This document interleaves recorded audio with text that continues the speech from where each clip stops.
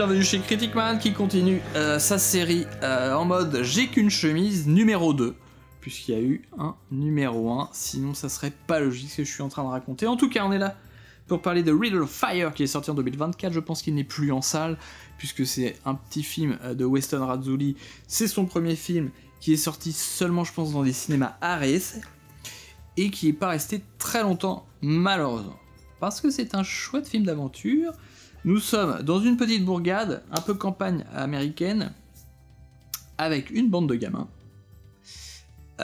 qui sont un petit peu dans leur... le film, en fait, adopte leur point de vue, où ils s'imaginent plein de choses à partir de pas grand-chose. Et donc on embarque dans une aventure avec des gamins. Alors c'est pas toujours très bien joué, je trouve. Je sais pas trop comment ils ont essayé de faire, je sais pas si c'est des gamins acteurs professionnels, mais j'avais un peu de mal au début à rentrer dedans, notamment parce que voilà, j'y croyais pas tout à fait, et ensuite j'étais un petit peu il y a une espèce d'éléments qui se mettent en travers de leur aventure, et ça commençait à me crisper un peu là.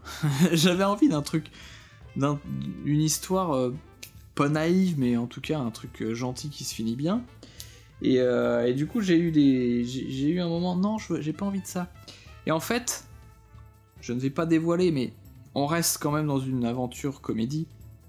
Ça retombe bien sur ses pattes. Et donc j'ai revu un peu rétrospectivement, et j'ai eu le temps sur la fin du film de réapprécier le film.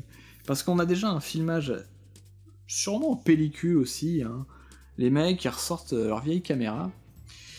Donc un petit design qui sort un peu des sentiers battus, notamment parce que ce décor de campagne, c'est pas des régions où on va trop filmer, hein, même la gueule un peu des gamins et tout ça. Alors là on est en termes de temporalité, on sait pas trop, hein. On est dans un flottement. Les gamins ils ont une console de jeu, mais qui a été inventée, si vous voulez. On est quand même à l'ère de l'électricité, mais je crois pas qu'il y ait une mention de téléphone portable, de choses comme ça, de marqueurs aussi clairs. Parce que clairement, on est aussi dans la volonté de faire une histoire un peu conte, vous voyez, orientée, sans basculer vraiment dans un fantastique réel, mais il y a des mentions un peu d'une mythologie, d'une espèce d'entité de sorcière ou je sais pas trop quoi. Et donc, on est sur une curiosité, je trouve. Donc si vous aimez les curiosités, si vous aimez ce contexte d'aventure, d'ailleurs, je me suis complètement vautré, hein, en arrière-plan. Mais là, on est sur un Critic Man no cut qui va droit devant. Il s'est vautré, tant pis. Vous n'aurez malheureusement pas, ou alors on fait carrément en direct.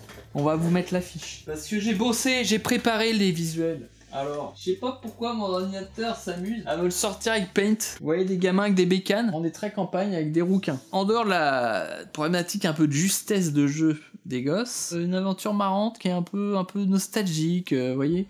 On est sur cette teinte-là. Ils partent pour aller faire un gâteau, vous voyez. Vous voyez le point de départ du film ? C'est particulier, c'est sympathique. Je suis sur un 3-4. Parce que une forme d'originalité, et en même temps il manque un petit quelque chose. Allez, on va dire 4. Et nous on se retrouve bientôt pour parler d'autre chose. Oh non, je me décale.